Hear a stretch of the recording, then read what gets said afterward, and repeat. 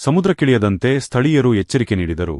ಕ್ಯಾರೆ ಮಾಡದೆ ಸಮುದ್ರಕ್ಕಿಳಿದ 6 ವಿದ್ಯಾರ್ಥಿಗಳ ಪೈಕಿ ಓರ್ವ ನೀರುಪಾಲಾದ ಘಟನೆ ಮತ್ತು ಬೀಚ್ ಬಳಿ ಶನಿವಾರ ಮಧ್ಯಾಹ್ನ ಸಂಭವಿಸಿದೆ.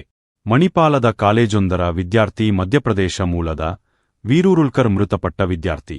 ಮಟ್ಟು ಬೀಚ್ ಬಳಿ ಸಮುದ್ರಕ್ಕಿಳಿದ ವಿದ್ಯಾರ್ಥಿಗಳಿಗೆ ಸ್ಥಳೀಯರು ಎಚ್ಚರಿಕೆ ನೀಡಿದರು. ಆದರೂ ವಿದ್ಯಾರ್ಥಿಗಳು ಬೇರೆ ಕಡೆ ತೆರಳಿ ಮತ್ತೆ ಸಮುದ್ರಕ್ಕಿಳಿದಿದ್ದಾರೆ. ಈ ವೇಳೆ ಈ ದುರ್ಘಟನೆ ನಡೆದಿದೆ. ವಿದ್ಯಾರ್ಥಿಗಳು ನೀರಿಗೆ ಸಿಲುಕಿದ ವೇಳೆ ಸ್ಥಳೀಯರು ರಕ್ಷಣಾ ಕಾರ್ಯ ನಡೆಸಿದ್ದಾರೆ. ಆದರೆ ಓರ್ವ ವಿದ್ಯಾರ್ಥಿ ಮಾತ್ರ ನೀರುಪಾಲಾಗಿದ್ದು, ಆತನ ಮೃತದೇಹ ಸಿಕ್ಕಿದೆ. ಕಾಪು ಪೊಲೀಸರು ಸ್ಥಳಕ್ಕಾಗಮಿಸಿ ಪರಿಶೀಲನೆ ನಡೆಸಿದ್ದಾರೆ.